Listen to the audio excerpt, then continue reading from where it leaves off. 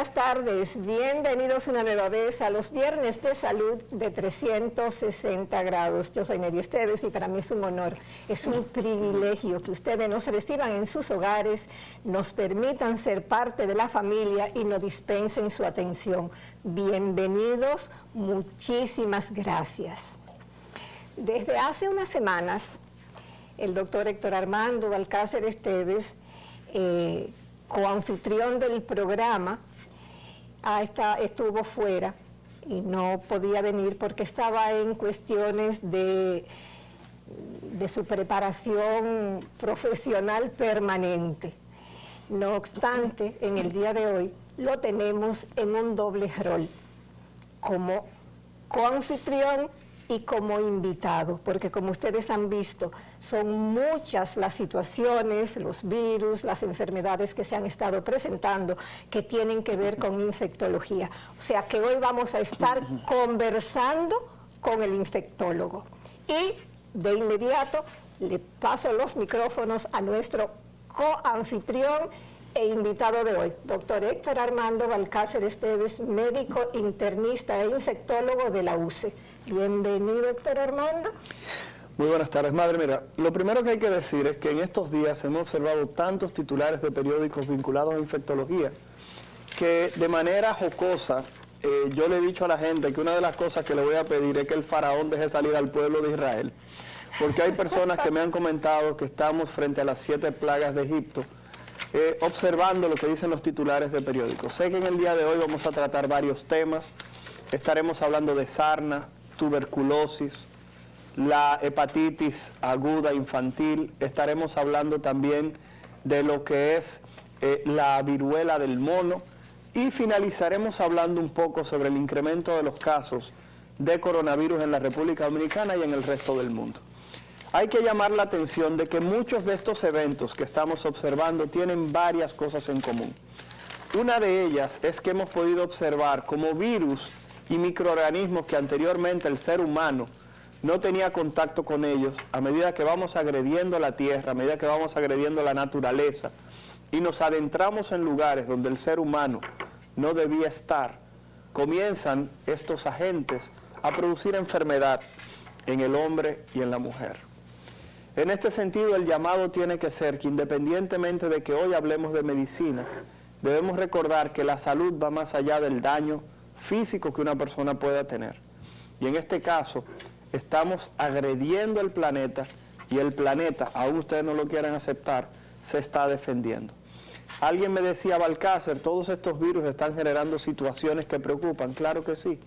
Los virus se encontraban en el mundo antes de que el hombre llegara y van a permanecer en el planeta cuando ya los seres humanos no formen parte de este.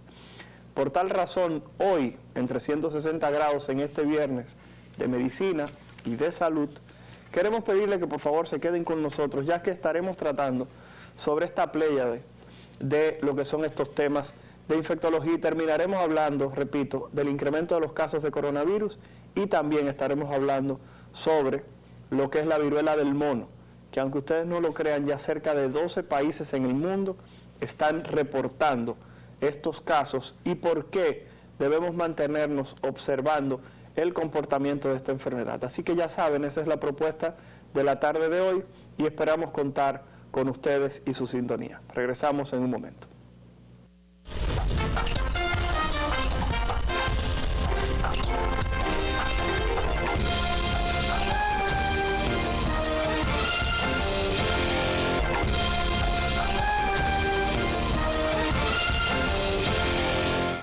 Gracias por quedarse ahí pacientemente esperándonos después de la pausa. Como les dijimos en la presentación del programa, tenemos como invitado al también anfitrión del programa, Héctor Armando Balcácer Esteves, pero hoy él está en el rol de internista e infectólogo.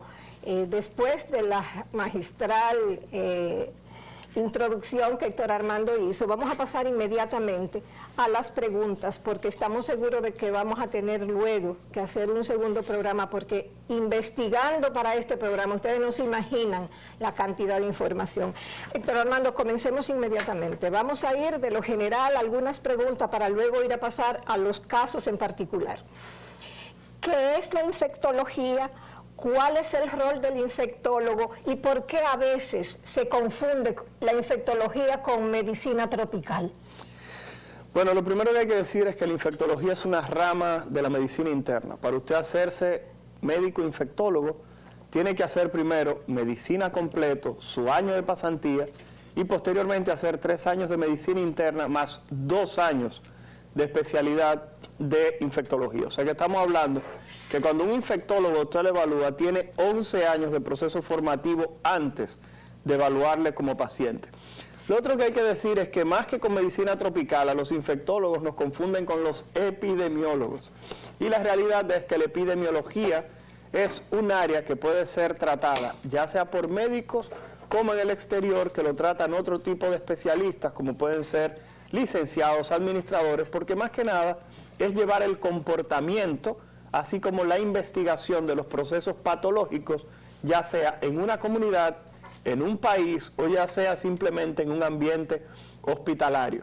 Los epidemiólogos no se encargan del tratamiento de enfermedades, mientras que nosotros los infectólogos nos encargamos del tratamiento de las enfermedades. Por ejemplo, los epidemiólogos no hospitalizan a pacientes con dengue. Los epidemiólogos no tratan con antibióticos a pacientes que tienen infecciones de cirugía plástica o que tienen erisipela, como sí lo hacemos los infectólogos. Entonces, por tal razón, el infectólogo es un médico tratante, el epidemiólogo lo que haría es verificar y buscar cuáles son las causas por las cuales estos casos están ocurriendo y tratar de generar algún tipo de acción o respuesta comunitario para que este tipo de eventos simplemente dejen de ocurrir y se puedan detallar y así de esa manera generar políticas para uno poder cortar esa cadena de transmisión. Son igual de importantes, solamente repito que una es completamente clínica y la otra tiene mucho que ver con prevenir, observar y tratar de llevar de manera detallada por qué una enfermedad se comporta de tal o cual forma. Héctor, ¿cuáles son las enfermedades infecciosas más relevantes, más comunes? Y ahí mismo la segunda pregunta, ¿son todas las enfermedades infecciosas contagiosas? Bueno, lo primero que hay que decir es que casi todas las enfermedades infecciosas tienden a ser contagiosas. El problema es que hay algunas, y voy a citar un ejemplo, que es una enfermedad infecciosa, pero que no se contagia de persona a persona, como es el tétanos. Usted puede adquirir tétanos por un contacto con un agente que se encuentra en una superficie oxidada o en la naturaleza, luego de haber entrado en contacto con heces o con algún tipo de material biológico el cual contenga el microorganismo y usted desarrollar tétanos. Sin embargo, el tétanos no es una enfermedad que pasa de persona a persona, a diferencia que lo hace, por ejemplo, el coronavirus, o lo hace la tuberculosis, o lo hace el sarampión, o la varicela. Sin embargo, el tétanos, repito, es una enfermedad infecciosa, pero que no tiene un componente contagioso. Hay algunos procesos que tienen que ver con toxinas, como es el caso de las personas que se intoxican por haber consumido algún alimento que esté en mal estado, en el cual alguna bacteria puede haberse alojado y al momento de usted cocinarlo, esa toxina puede posteriormente contaminar los alimentos, usted los ingiere y usted posteriormente presenta sintomatología como fiebre, náusea, diarrea, etcétera. Es un proceso infeccioso. Sin embargo, no porque usted tenga ese cuadro, tiene de manera obligatoria que enfermar a las personas en su entorno. Y ahí es donde está justamente la diferencia. En cuanto a las enfermedades más importantes en el mundo, muchas personas no saben que desde el punto de vista infeccioso, las enfermedades que confieren mayor mortalidad están la malaria, la tuberculosis, el virus de inmunodeficiencia humana y una patología que muchas veces pasamos por alto, que es la neumonía. Las neumonías en pacientes que se encuentran hospitalizados es uno de los factores pronósticos vinculados a mortalidad de mayor importancia en este momento. Así que si usted tiene un familiar que se encuentra ingresado y durante la hospitalización desarrolla una neumonía, inmediatamente su familiar acaba de entrar dentro de ese rango de enfermedades que está dentro de las 10 enfermedades en el mundo que causan mayor cantidad de fallecidos.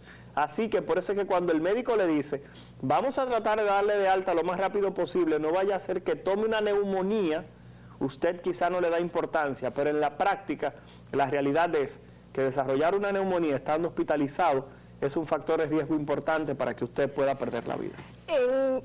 Corroborando lo que tú dices y para que nos aclare algo, Héctor, las enfermedades infecciosas, o sea, las que trata la infectología, hasta hace poco era la mayor causa de muerte en la Tierra y fue desbancada por las cardiovasculares. Pero ¿a qué se debe ese incremento ahora, en estos momentos, de la cantidad de enfermedades infectocontagiosas que todos los días los titulares uno a veces ni siquiera quiere leer los periódicos? Mira, yo voy a responder eso de una manera diferente.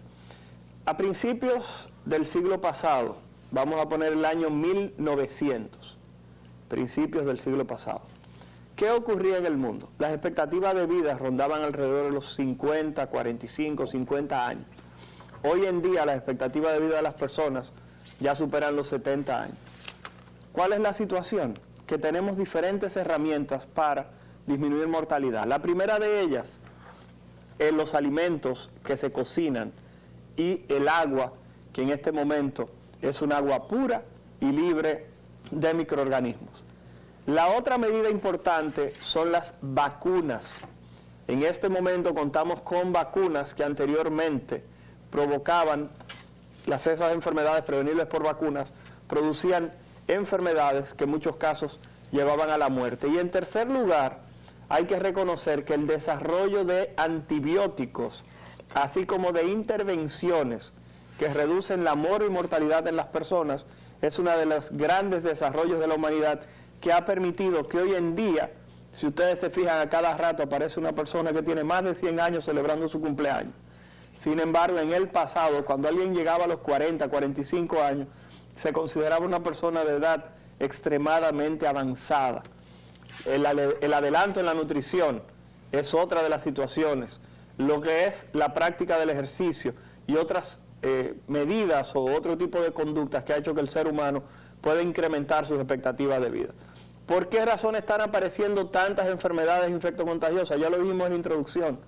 El ser humano se está colocando en lugares donde no debía colocarse y está entrando en contacto con estructuras como son virus, hongos, bacterias, las cuales no debías tener contacto y que solamente provocaban enfermedad en un hábitat cerrado como eran bosques, lagos, selvas. Entonces, en este momento, al agredir el medio ambiente, esos organismos que estaban simplemente limitados a esos animales de esa área, ahora comienzan a afectar al ser humano porque usted se integra a ese medio.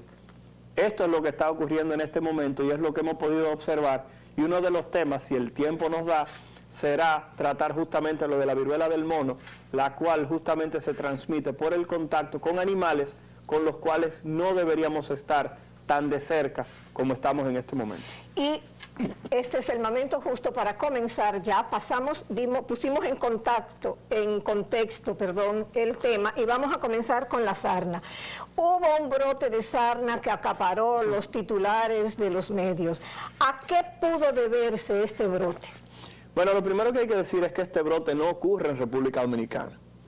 Este brote de sarna con características de severidad incrementada se dio en el hermano país de Haití. Este brote de sarna con características de severidad importante se dio en Haití. Desde enero de este año, los organismos de salud a nivel internacional habían dado la alerta o la alarma de que eso estaba ocurriendo. En República Dominicana eso copó titulares en abril, pero ya desde enero se estaba hablando de esa situación. Sin embargo, podemos observar como en República Dominicana este tipo de eventos no ha sido identificado en nuestro territorio. Por tal razón, hay que decir que si bien es cierto las autoridades deben mantener vigilancia, no es una situación que en este momento está afectando a territorio dominicano. La sarna es una enfermedad que ha estado entre nosotros siempre. El Instituto Dominicano de Cirugía de Piel y Dermatológico Huberto Bogar reporta 14,000 casos de escabiasis o sarna todos los años. Este no es un proceso severo, es fácilmente tratable y es una enfermedad que afecta generalmente familias porque es un organismo que se coloca debajo de la piel, que produce comezón, que muchas veces el parásito, a medida que va colocando los huevecillos, produce como un túnel, y por eso a las personas les revisan el ombligo, les revisan las manos, y se ven como si fueran túneles debajo de la piel, que producen mucha comezón de predominio en las noches, que es donde la hembra, porque hay que decir que es la hembra la que produce todo esto, el macho luego de que tiene relaciones con la hembra se muere, y esto es lo que se reconoce como escabiasis. Muchas veces la asociamos a los animales como el perro y el gato, pero esa sarna que tienen los animales no es en el ser humano una enfermedad importante, porque estos parásitos de estos animales no sobreviven en el ser humano y es un proceso que desaparece con el paso del tiempo. Lo que sí debemos hacer es buscar asistencia médica y luego de buscar asistencia médica llevar el tratamiento de manera correcta y tratar de mantener la mayor cantidad de higiene, como es planchar, colocar al sol, secar a calor y tratar de que todo el mundo en la casa sea evaluado, porque si alguien queda con la escabiasis, el proceso simplemente se va a perpetuar generalmente en la familia. Hay algunos casos de escabiasis que se toman en personas que se acuestan en camas que no tienen las medidas de higiene del lugar, y esas personas, por ejemplo, pudieran estar yendo a lugares, por ejemplo, como son cabañas o moteles, y en esas cabañas y moteles las sábanas en ocasiones no se limpian de manera adecuada, y han ocurrido casos de lo que es justamente casos de escabiasis o sarna asociadas a personas que visitan justamente este tipo de establecimientos. Yo creo que ya lo de la sarna quedó bien claro. Vamos a pasar al segundo tema particular, que es la tuberculosis. Esta enfermedad bacteriana infectocontagiosa, Héctor Armando, en República Dominicana en el 2021 se registraron, que yo asumo que tienen que haber sido mucho más, 3.210 casos de tuberculosis. Y hasta el 30 de abril del 2022 ya se habían reportado 548. O sea que 60 de cada 100.000 personas se infectan de tuberculosis en el país. ¿Es posible que este aumento de personas con tuberculosis haya tenido el COVID-19 algo que ver en el diagnóstico de esta enfermedad? Mira, la realidad es que no. Hay que decir que la República Dominicana es un país que todos los años registra entre 3.000 y 4.000 diagnósticos de tuberculosis todos los años. Repito, todos los años en la República Dominicana se diagnostican de 3.000 a 4.000 casos de tuberculosis. Y usted dirá, pero Balcácer, yo pensaba que la tuberculosis estaba erradicada. La respuesta es que no. La tuberculosis es una enfermedad que todavía está entre nosotros y que copa uno de los principales lugares dentro de las enfermedades infecciosas en el mundo que producen mortalidad. Por tal razón, la tuberculosis es una enfermedad que se debe sospechar en cualquier persona que en este momento tenga más de 2 semanas tosiendo, produciendo catarro y que esté haciendo fiebre, sobre todo en las tardes. Repito, cualquier persona con tos productiva por más de 2 semanas es una persona que debe ir al médico para ser evaluada, porque hay que descartar la posibilidad de tuberculosis. Balcácer, por la tuberculosis no le da solamente a las personas que tienen problemas de nutrición, a las personas que tienen VIH, a las personas privadas de libertad. No, la tuberculosis le puede dar a cualquier persona. No podemos olvidar que se habla que hasta 1 de cada 3 personas en el mundo ha estado en contacto con la tuberculosis. Entiéndase, si usted se montó en una guagua del transporte público, si usted se metió en una discoteca, si usted se ha montado en algún momento en una guagua, si usted en algún momento ha estado en un restaurante donde alguien esté tosiendo mucho, ha visitado a alguien en una clínica o en un hospital, cualquiera de esas acciones lo pueden poner a usted en riesgo de entrar en contacto con la tuberculosis, porque les repito, 1 de cada 3 personas en el mundo ha estado en contacto con la micobacteria. Y lamentablemente, aún usted aspire esta micobacteria, que es el nombre correcto, esa micobacteria se puede quedar durmiendo en sus pulmones y usted en algún momento tener algún tipo de deficiencia en su sistema inmunológico y presentar entonces en el futuro algún tipo de lo que se conoce como reactivación.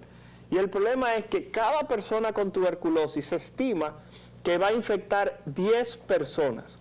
Si en el país estamos hablando de que tenemos de 3.000 a 4.000 casos todos los años, y estamos hablando de que esa persona va a infectar 10 personas, tomemos el número más bajito, 3.000 dominicanos y dominicanas con tuberculosis. Cuando usted multiplica eso por 10, significa que todos los años 30.000 dominicanos y dominicanas entran en contacto con la micobacteria. Y un porcentaje de ellos en algún momento va a reactivarse. Y esos son los números que tenemos en este momento en nuestro país. La ventaja, el programa de tuberculosis junto con el programa de vacunación, yo creo que son dos de los programas con mayor fortaleza en territorio dominicano. No existe un hospital, entiendo yo, en República Dominicana que no tenga por lo menos un sistema de referencia y contrarreferencia para tratamiento contra tuberculosis. O sea, que somos un país que tiene una capacidad importante para dar respuesta frente a este problema de salud.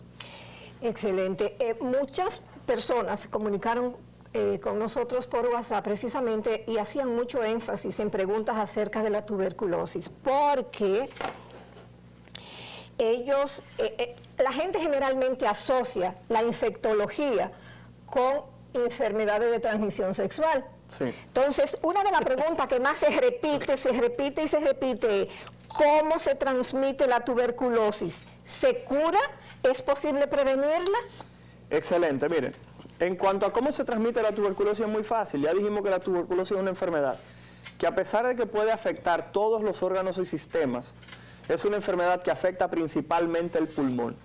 Y una persona que tiene afectado el pulmón, cada vez que tosa, estornude, cada vez que hable con alguien, puede simplemente pasar esta bacteria a las personas que están en el entorno, las personas que están cerca. Esa es la forma principal de transmisión de la micobacteria tuberculosa.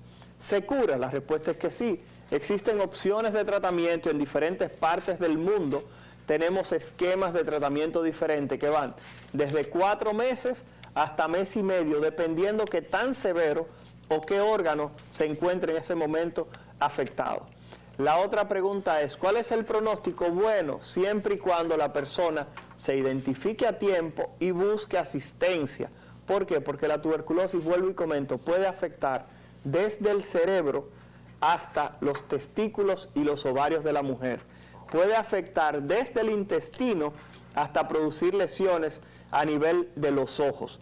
Los únicos órganos que no son tocados por la tuberculosis son los dientes, las uñas y el pelo, pero después de ahí usted puede desarrollar tuberculosis en cualquier órgano o sistema de su cuerpo. Así que por tal razón, ante cualquier cuadro que no esté claro, converse con su médico sobre la posibilidad de tuberculosis, ya que, repito, es una enfermedad que afecta de 3.000 a 4.000 dominicanos y dominicanas cada año.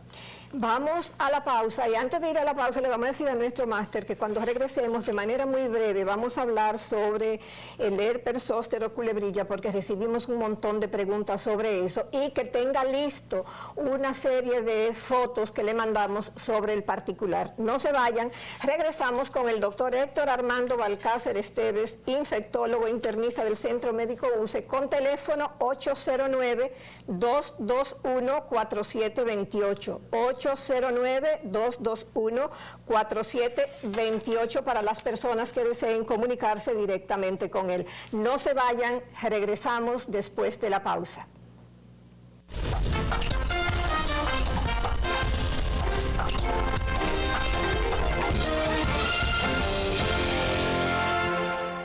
Gracias por esperarnos pacientemente. Aquí estamos en compañía del doctor Héctor Armando Balcácer Esteves, internista e infectólogo, con el cual estamos conversando sobre infectología y todo lo que tiene que ver con esta especialidad médica y las infecciones más importantes del momento. Dijimos antes de la pausa que vamos a hablar sobre la culebrilla o herpes zóster. Tenemos unas fotos que le vamos a pedir a nuestro máster que nos la ponga ya desde este momento, pero comenzamos preguntándole, Héctor Armando, ¿qué es la culebrilla y cuáles son las vías de contacto?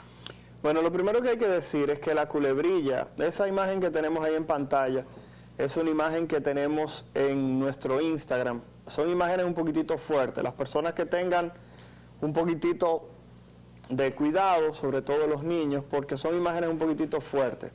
Eso es un pacientito diabético, el cual hizo un herpes zóster en el cuero cabelludo. Es un paciente diabético, no es el comportamiento habitual. Pero la realidad es que el herpes zóster es una infección por varicela que ocurrió hace unos años atrás, y esa infección por varicela, posteriormente, ya que existe alguna disminución del sistema inmunológico de alguien, aparece en forma de culebrilla. Si pudiéramos bajar aquí, Máster, por favor, gracias. Entonces hay que reconocer que esas lesiones que aparecen muchas veces, en este caso una ubicación un poquitito diferente porque aparece en la cabeza, pero hay que decir que aparece generalmente en el tórax y sigue todo el trayecto de un nervio. Por eso vemos que las personas que hacen culebrilla dicen que si la cabeza de la culebrilla se junta, el paciente se muere. Eso no es real. Lo que pasa es que sí produce mucho dolor, produce muchas molestias, porque toma una estructura nerviosa que es la que se encarga de llevar la sensibilidad desde la piel, desde los músculos, desde los huesos hasta el cerebro. Entonces, al estar irritado ese nervio, fruto de la infección del virus de la varicela, entonces el paciente se mantiene con una sensación de ardor, de comezón, de que algo le ala, de dolor, de algo que le está, muchas veces los pacientes dicen que sienten que le hace así. ¿Por qué? Porque hay que decir que ese nervio se encuentra en ese momento tomado. La otra situación es que dirían, Balcácer, pero tú dices que es por la varicela. Sí, repito, te dio varicela cuando tenías 14 años. Hoy en día tienes 55, estás sometido a mucho estrés, estás perdiendo peso por alguna razón, estás en una dieta muy estricta, entonces de repente te comienzan a salir estas vesículas como si fuera varicela, pero localizadas en un lugar. Eso puede ser simplemente herpes zóster o culebrilla, y la realidad es que esto tiene tratamiento, pero ojo, las personas que están viendo este programa, uno de los errores más frecuentes que yo veo que ocurren en las personas es que no buscan asistencia médica temprana. Cuando una persona tiene culebrilla en el país, desde el punto de vista tradicional, las personas cogen donde alguien para que les ensalme la culebrilla. Los ensalmos no funcionan, y el problema es que te coloca en riesgo de quedarte con secuelas de dolor hasta por un año si has padecido el proceso infeccioso. Por tal motivo, mi recomendación siempre es la misma. Busque asistencia médica, comience el tratamiento que el especialista le va a poner y después haga lo que usted quiera. Pero de lo contrario, usted se está colocando en riesgo de presentar o una complicación neurológica, o usted presentar algún dolor que le pueda durar hasta por un año, que es lo que se conoce como neuritis posherpética. Así que no pierda tiempo, por favor, y vaya donde su médico. Y otra cosa, el aciclovir en crema que la gente se aplica para el herpes en la boca y a nivel genital, cuando le salen las bolitas llenas de agua, no sirven para la culebrilla. Por tal razón, aplicárselo no va a hacer que el proceso cure. Así que ya sabe, busque asistencia médica lo más rápido posible. El tiempo realmente se nos está acabando y vamos a tener que brincar una serie de temas que teníamos y que, como les dijimos al principio, vamos a ver cómo coordinamos con Héctor Armando para luego hacer otro programa. Y vamos a pasar directamente ahora porque nos quedan dos temas que no se pueden quedar, los otros los vamos a obviar, y es la viruela del mono. También nuestro máster tiene unas fotitos de la viruela del mono que nos gustaría muchísimo que él la busque y podamos ponerla. Héctor Armando, ¿qué es la viruela del mono? Una enfermedad que fue detectada en Europa, Norteamérica, y qué riesgos entraña para la salud. Bueno, la viruela del mono es una enfermedad que se conoce desde el 1958. Ocurrió un brote entre simios y chimpancés que estaban siendo investigados para pruebas de laboratorio. Lamentablemente, en el 1970 se detecta el primer caso de viruela del mono en seres humanos, y cada cierto tiempo ocurren casos de viruela del mono en seres humanos. Por ejemplo, el año pasado en los Estados Unidos ocurrieron 2 casos de viruela del mono. Ya vimos en pantalla cómo son las imágenes, cómo son las lesiones. son lesiones elevadas, llenas de líquido en diferentes partes del cuerpo. Ahí la podemos apreciar. Gracias, Máster. Si ustedes se fijan, parece como si fuera varicela, pero la realidad es que son mucho más grandes y pudieran ser hasta deformantes. Si pudiera colocar la previa, por favor.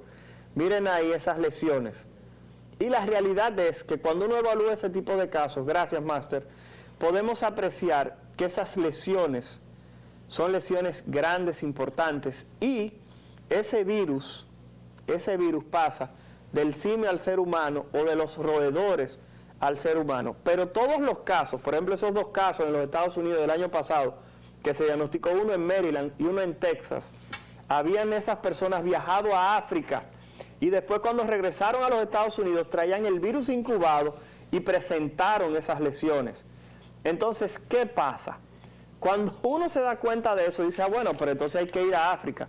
¿Cuál es el problema? Que en este momento, y a ver si el máster lo encuentra, le enviamos una última imagen donde están los países que en este momento están reportando casos de viruela del mono.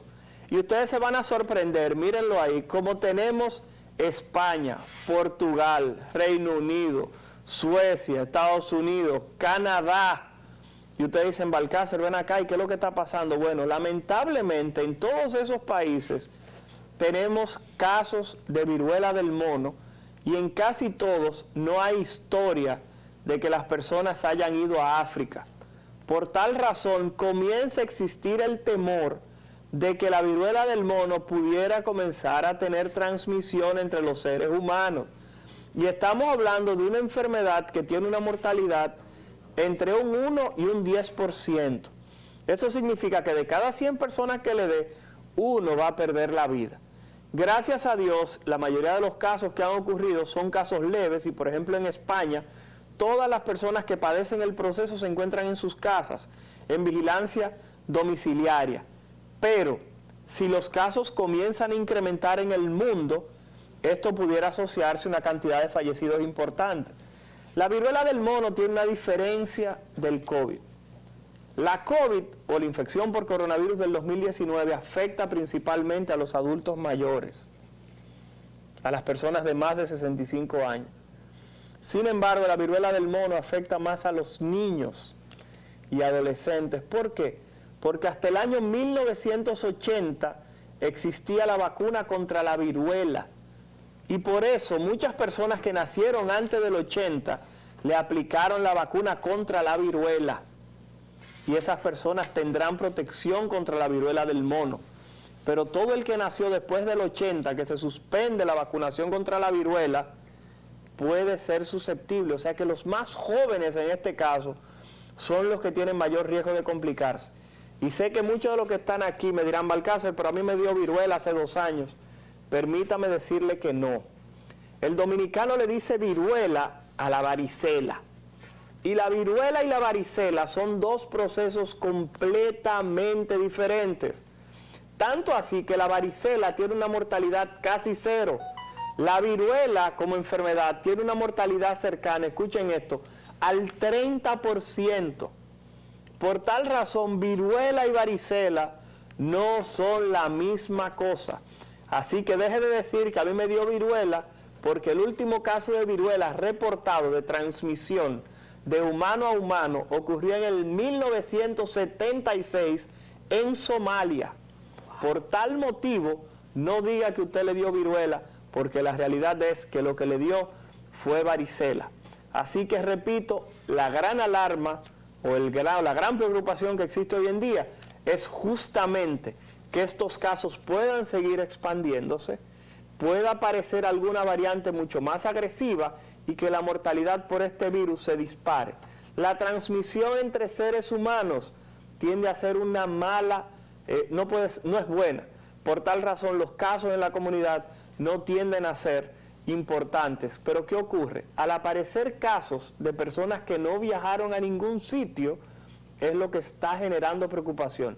En los Estados Unidos ya hay un caso confirmado por el CDC, y ese primer caso se dio en Massachusetts, lo que conocemos aquí en República Dominicana como Boston. Y esto ha generado bastante revuelo porque esa persona no viajó a África, esa persona viajó a Canadá.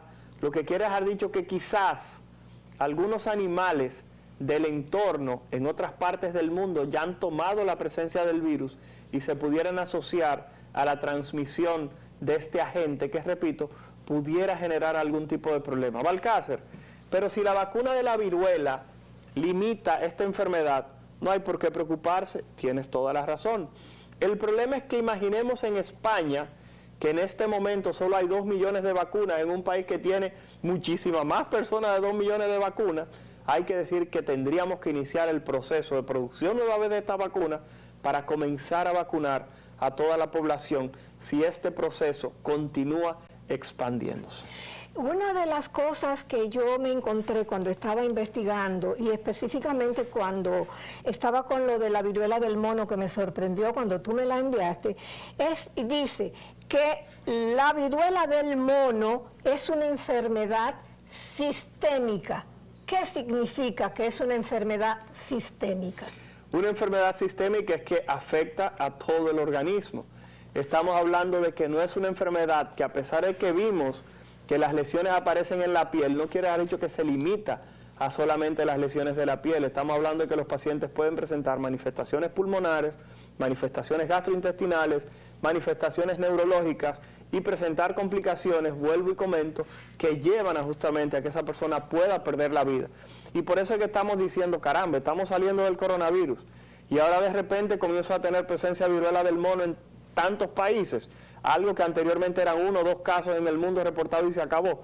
Este tipo de cosas son las que nos hacen ver que tenemos que replantearnos nuestra interacción con el medio ambiente, porque estamos agrediendo el planeta y el planeta se está defendiendo. Así que por favor vamos a tratar de generar conciencia para que podamos tener una estadía más pacífica y fructífera en nuestro planeta Tierra.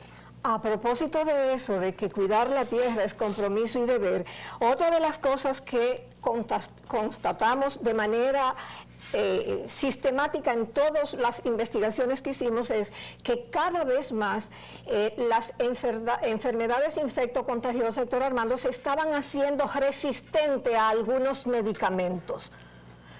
¿Cuál es la explicación científica, lógica o presentida de esta situación? No, la respuesta es muy fácil. Estamos en una guerra, yo te ataco, tú te defiendes. ¿Y de qué manera los microorganismos se defienden?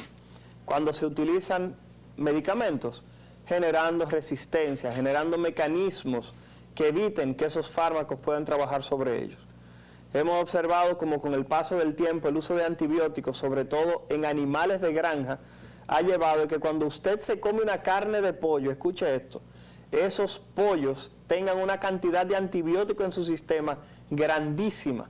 Y el consumo de bajas dosis de antibióticos lo que hacen es que le sirven de libro de texto a las bacterias que tenemos en nuestro cuerpo para generar resistencia. Por eso en muchos países, fíjense como la mayoría de las personas hablan de pollos que no hayan recibido ningún tipo de químicos. Y dentro de los químicos, quizá muchas personas que están viendo el programa no lo sabían, se incluyen los antibióticos, ya que muchos de ellos tienen capacidad anabólica y los pollos y los demás animales de granja desarrollan una masa muscular mayor, que es lo que generalmente consumimos. La carne de los animales es el músculo de los mismos.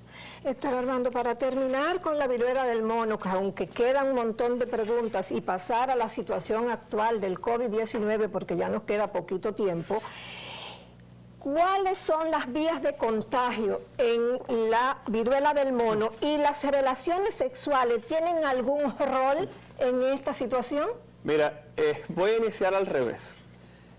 Generalmente las secreciones como la saliva era lo que se asociaba generalmente a la transmisión de la viruela del mono. Sin embargo, muchos casos en España hoy en día están apareciendo en hombres que tienen sexo con hombres. Y están apareciendo en estas comunidades, lo cual abre la posibilidad o la puerta de que también mediante secreciones sexuales este virus pudiera estar transmitiéndose.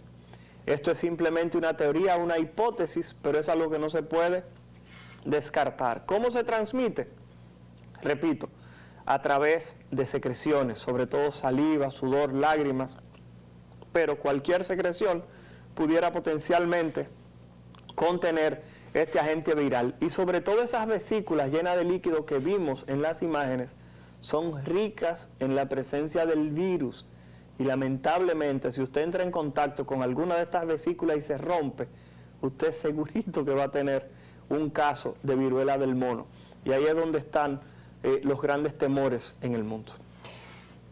Vamos a entrar ya porque nos quedan 5 minutos 4 de minutos programa. nos quedan. 5 minutos de programa y vamos a entrar sobre la situación actual del COVID-19 que no puede quedárselo porque me matan. A mí me mandaron más de 40 preguntas sobre esa situación. Héctor Armando, ¿qué es lo que está pasando a nivel global con el COVID-19? Porque vi que en Beijing cerraron las escuelas. Los neumólogos, los infectólogos de República Dominicana están recomendando el uso de mascarilla nuevamente. Bueno, lo primero que hay que decir es que estamos frente a un fenómeno de incremento de casos, no solo en República Dominicana, porque muchas personas siempre les gusta pescar en ríos revueltos y la realidad es que el incremento de los casos de COVID no es solo República Dominicana. Los casos de coronavirus del 2019 se han incrementado en todas partes del mundo. La ciudad de Nueva York en este momento ya cambió su estatus frente al coronavirus, de estar en una fase de verde, en el cual no había ningún tipo de restricción, a pasar a una fase naranja, o sea, casi roja. ¿Por qué razón? Porque los casos se han incrementado muchísimo y la recomendación del uso de mascarilla en espacios cerrados y aglomeraciones en este momento se encuentra activa en la ciudad de Nueva York. En la República Dominicana hay que decir que el incremento de casos es importante. Aún en el número no es importante, en el porcentaje sí. ¿Por qué? Porque pasamos de tener una positividad de un 1% a tener una positividad de un 5%. Lo que quiere haber dicho que antes hacíamos 100 pruebas de coronavirus y teníamos una sola positiva. Ahora hacemos 100 y tenemos 5 positivas. Eso es algo importante. ¿Por qué? Porque eso significa que tenemos un incremento de casos. ¿Y qué ocurre? ¿Qué viene por ahí en un par de fin de semana? El Día de las Madres. ¿Y qué hace la gente en República Dominicana en el Día de las Madres? Se va para el campo, se va para donde su mamá, se va donde la familia. Y es un éxodo importante, además de lo que son las compras en las tiendas. Y eso va a hacer que las personas se aglomeren todavía más y los casos de coronavirus se puedan disparar en territorio dominicano. Y este Día de las Madres se convierte en ese cerillo, en ese fósforo que encienda la mecha para que tengamos un incremento de casos. Es cierto, nunca habíamos dejado de tener coronavirus, tenemos en este momento un incremento de casos. ¿Qué es lo bueno dentro de todo? Que las personas vacunadas en este momento que estamos observando con coronavirus, lo que están presentando es un cuadro de gripe como si tuvieran una gripecita ni siquiera mala. Gripe simplemente, tos, dolor en el cuerpo, malestar general y se acabó. ¿Por qué? Porque las personas vacunadas tienen un sistema inmunológico que ya conoce el coronavirus y las formas tienden a ser leves. ¿Cuál es el gran temor? Que todavía queda cerca de un 35% de la población, que da vergüenza decirlo, no se han puesto ni una vacuna. Y es increíble que todavía en este programa y en todos los espacios que me brindan yo tenga que estar haciendo un llamado a que la gente se vaya a vacunar, cuando este país ha sido privilegiado de tener 3 vacunas diferentes en un momento, AstraZeneca, Sinovac, Pfizer. Y alguien me dijo, y esto es lo más estúpido, discúlpenme, que yo he escuchado con el mayor de los respetos de nuestra audiencia, de que yo no me pongo la vacuna porque ya no había COVID. No hay sarampión, no hay polio, no hay rubeola, y usted como quiera vacuna a sus hijos. Entonces, por tal razón, aplíquele la vacuna. El hecho de que no tuviéramos casos de coronavirus no es una excusa. Señores, yo creo que ya terminamos. Ya sí, tus recomendaciones finales. Mis recomendaciones finales son las siguientes. Manténgase recibiendo información oficial. Deje de estarse llevando de los conspiranoicos que no aportan, sino que simplemente restan. Por favor, sigan nuestras redes sociales. Creo que el máster la ha estado colocando. @DR Héctor Balcácer. Repito, DR Héctor Balcácer, el máster, por favor, si la puede colocar una última vez. Y siga escuchando voces que no sean alarmistas, sino que traten de llevar la realidad de lo que está pasando en República Dominicana y en el mundo. Héctor Armando, gracias, mi hijo, la verdad que ha sido una alegría. De vez en cuando la vida toma conmigo un café, hoy lo tomó. A ustedes, que son el insumo más importante de este programa, muchísimas gracias, nuestro agradecimiento, y no se olviden que todos los viernes a las 4 de la tarde aquí tenemos los Viernes de Salud. Gracias.